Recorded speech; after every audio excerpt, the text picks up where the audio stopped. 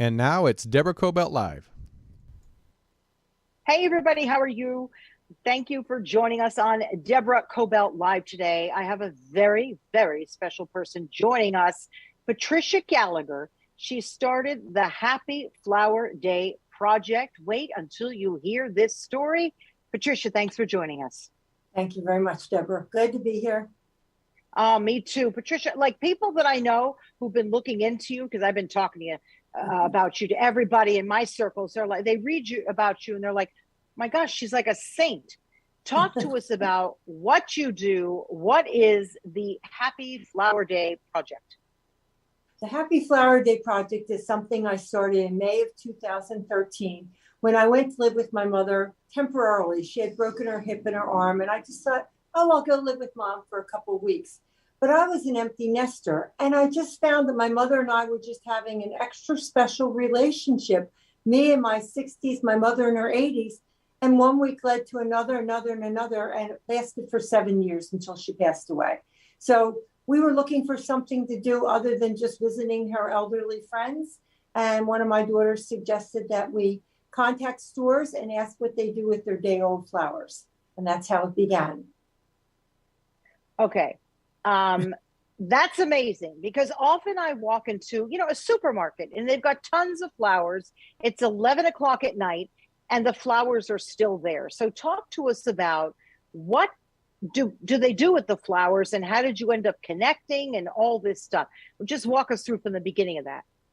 My daughter worked for a nonprofit, and I went to one of her dinners that they had. And at the end of the dinner, she gave everybody flowers. And I said, where did you get these? And she said, Trader Joe's. And she said, you and Mom ought to contact Trader Joe's and ask if you can pick up their day-old flowers. They can be day-old flowers or they could be surplus. Maybe they ordered too many for Valentine's Day or whatever the holiday might be, and they have all these extra flowers. They want to move them out because they have new shipments of food and flowers coming in. So they were so happy that my mother and I said we would come every day, and we were going 7 days a week, and we picked up at least 100 bouquets of flowers every day. Deborah, I stopped counting when we got to 65,000 bouquets, but I'm sure it's over 100,000. And I not only picked them up at Trader Joe's, I picked them up at another chain store that wants to remain anonymous. Now, you pick up all these flowers, and then what do you do with it? You've got to have a partner in crime who hands these flowers out with you. And where do you go? I mean, what do you do with all these flowers, right? You can't, you're only one person. Well, in the beginning, the problem that we had is the first couple of days, they were happy to give the flowers to my mother and I. But then they asked for our nonprofit status, and we weren't nonprofit. Right. So I went to my church, which was a small church, and I told the minister what I wanted to do. And she said, well, tell people at the service about it on Sunday and see what they think.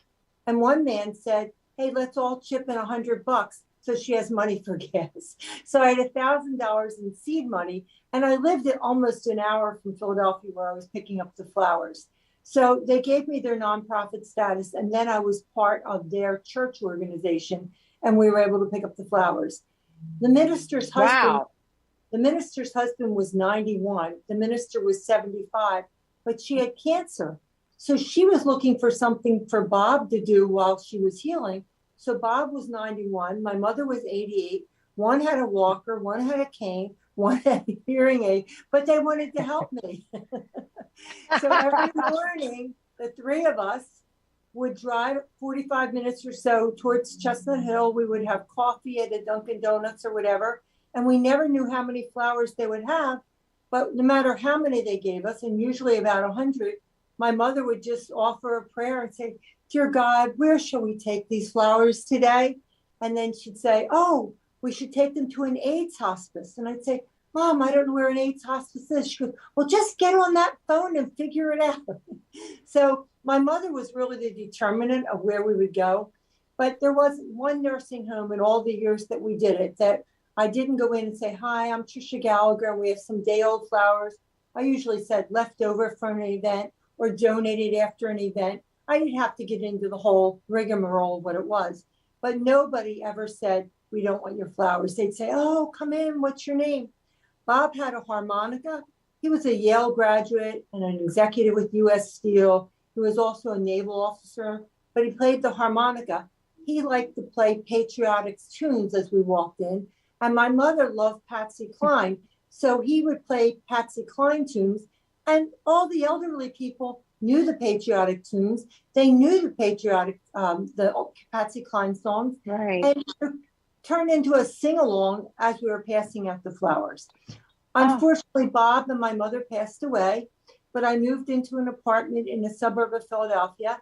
And my landlady, who turned 98 last Thursday, as soon as I moved in and told her what I was doing, she'd say, "Can I come along with you?" So I'm 5'11". She's probably 4'8".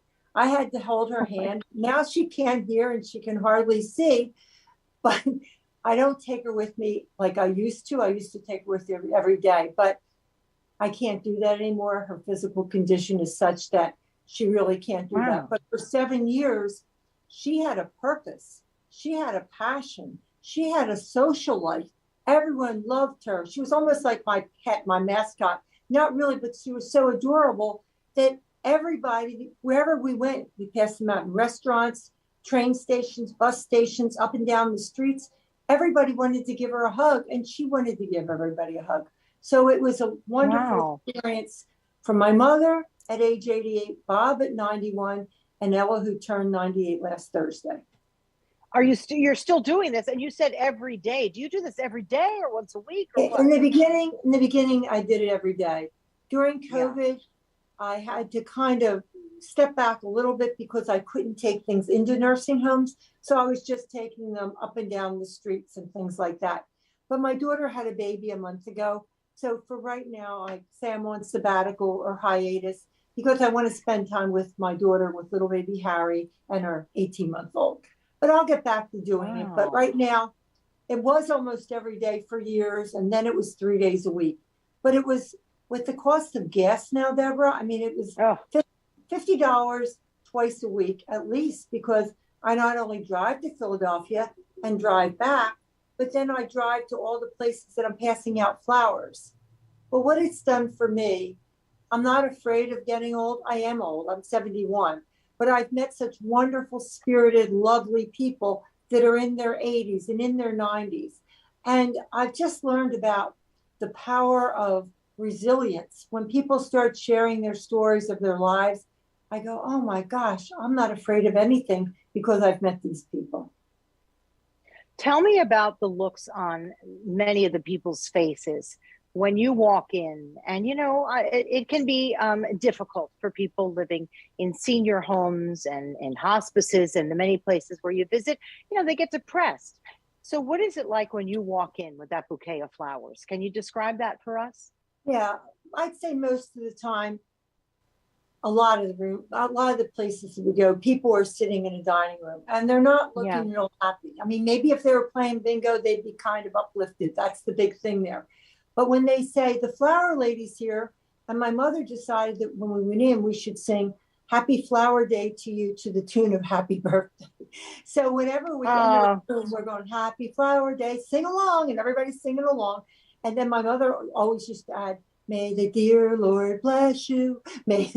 So we're singing. And then my mother will say, well, let's just sing, oh, what a beautiful morning. And so it was always happy.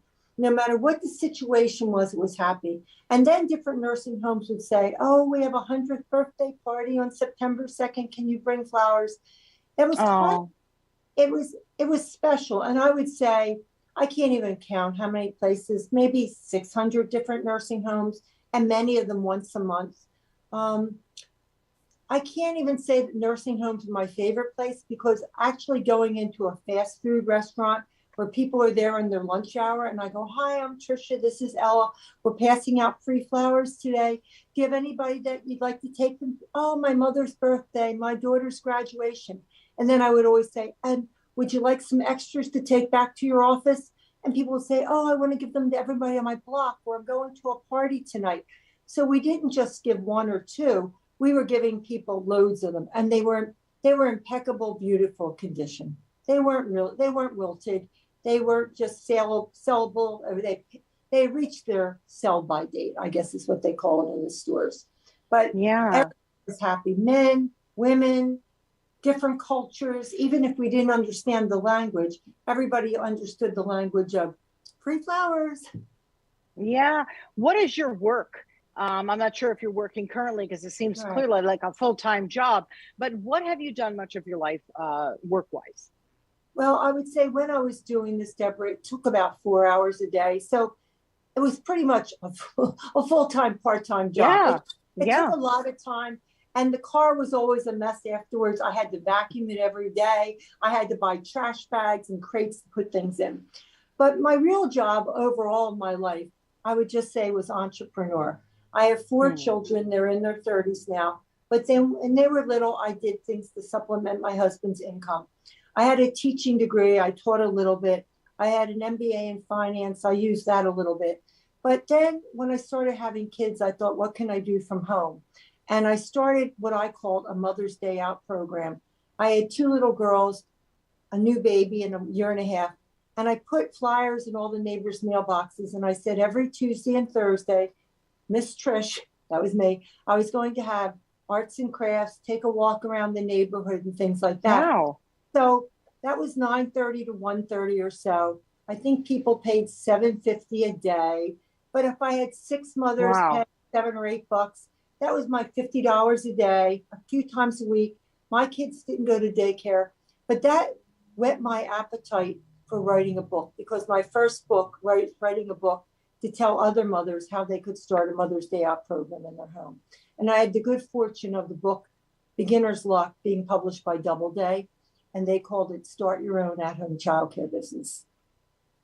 Wow. You've since written many other books. How many books have you written? Well, I've written 30, but I would say most of them were written during COVID, because I was just thinking of recycling things. I couldn't go out, but Start Your Own At-Home Childcare Business, even though that was written in 1989, I thought there's a whole new generation of mothers, grandmothers, whatever, people that might want to do it. So I brought that book out again. Way back, I had written a book called Raising Happy Kids on a Budget. And I thought, nowadays, people need to raise happy kids on a budget just like they did back then. Yeah. And so I reissued that book. And a third one I did was way back when Robin was born in 1982, I wrote a book called Robin's Play and Learn Book, things to do with Q-tips and paper cups and rubber bands. And I thought, wait, I think I'm going to reissue that and call it Granny Trish's Play and Learn Book for activities that I do with my grandchildren. So the books that I've written have come out once, twice, or maybe three times. And I've written three books telling people how to start a flower project. One is called Start Your Own Happy Flower Day Project in Your Community. Another one's called Frequently Asked Questions About Starting a Flower Project. Another one was called Be Calm and Flower On. But I hope that other people say, well, I have some time on my hands, or I need a purpose, or a couple friends and I. You don't have to do it every day. You could just contact the store and say, can I pick them up on the first Friday or the second Saturday of the month? Yeah, I mean, that's actually something that I think would be great to do in my community. I don't know what they'd say if I showed up. I mean, I'm in, Los Angeles. I don't know if it's a whole different ball game when you're in a big city or not, but I don't know. You've managed to figure it out, Tricia. And if you can, I believe the rest, you're really an inspiration to so many. You're an inspiration to me, my friends, so many others. And I know that you've caught the attention of the national media, right? You've been on some major, major shows from Oprah, Kelly and Ryan, right? NBC. Can you talk to us very briefly about those experiences?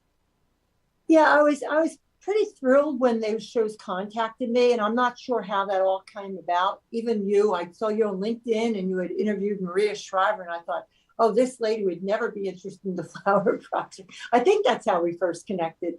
But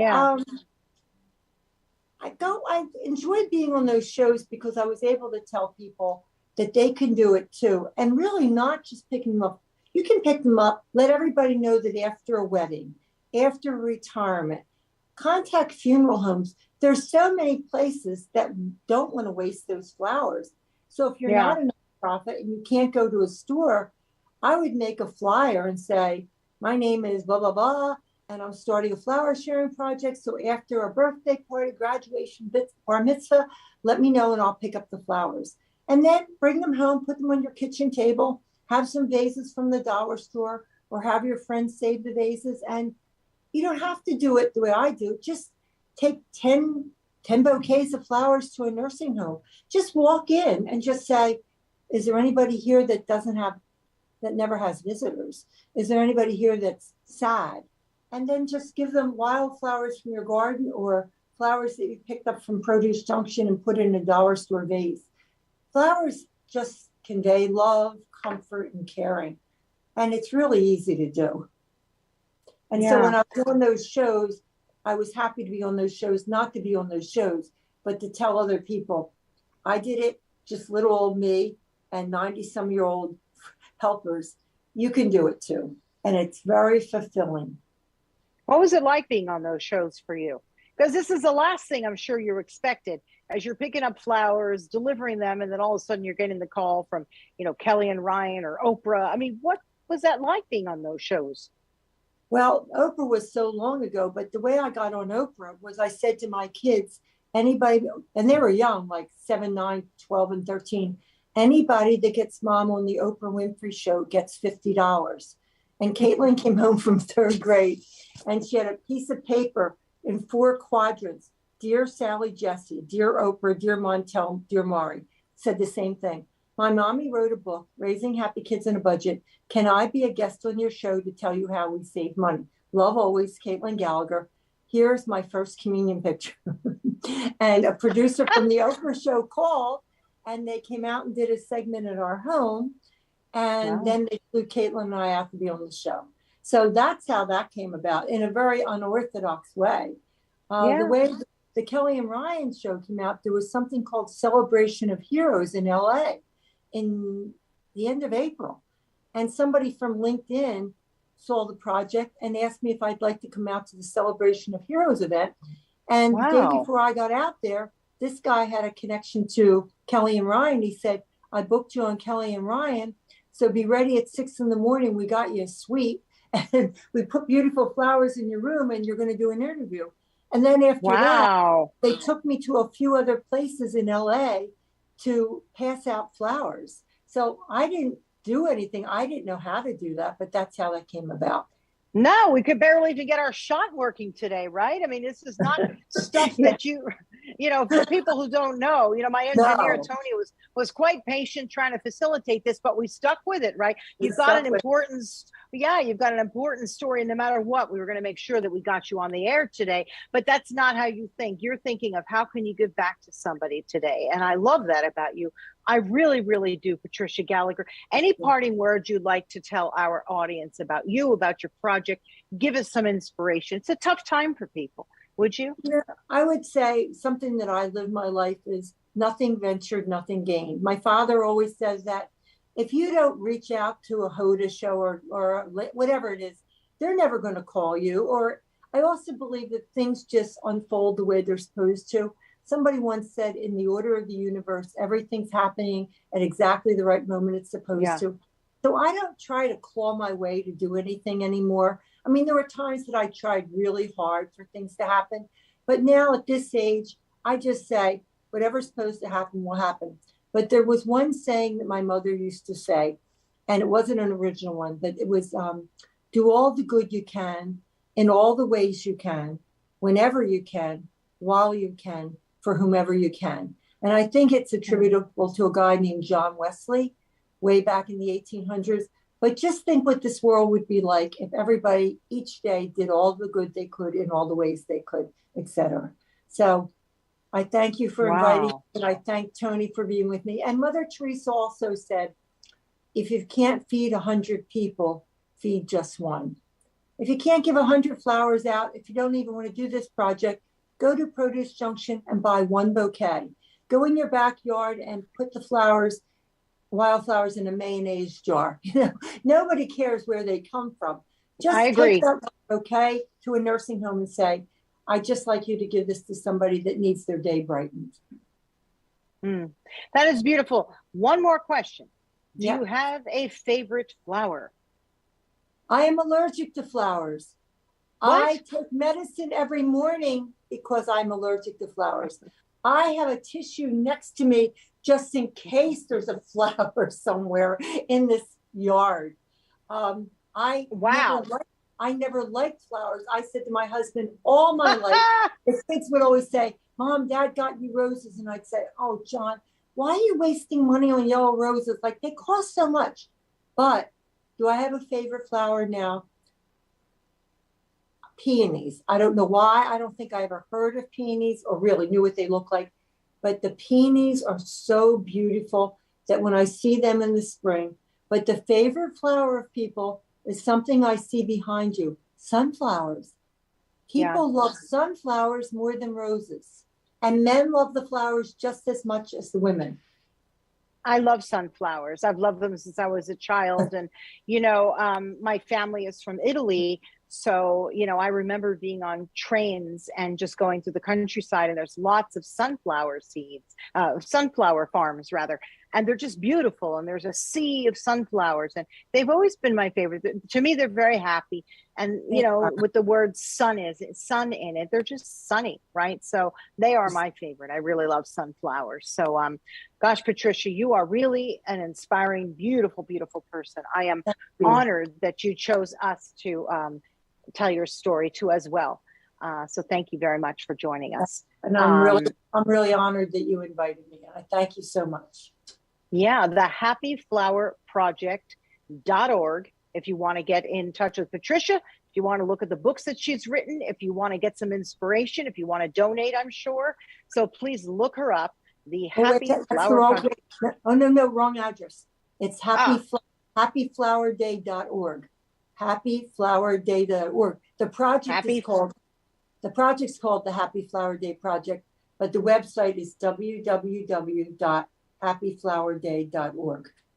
Okay, guys, you got that? happyflowerday.org. Okay. And there's so much information on there. There's so much information on the site that people could just get everything they need on the website. Well, thank you so much, Patricia Gallagher. It was a delight, and you're inspiring me to do a similar project. You really are. So, and I hope others as well. So everybody, you can find our interview on YouTube, Facebook, and any audio platform where you get your podcast. We're also on Instagram. So I appreciate that you joining us today, and please spread the word. One small act of kindness, a flower or something else, does change somebody's day. It does. So thank you very much for joining us, all of you. And thank you, Patricia. And we'll see you next time. Bye-bye. Right. Thank you. Bye-bye.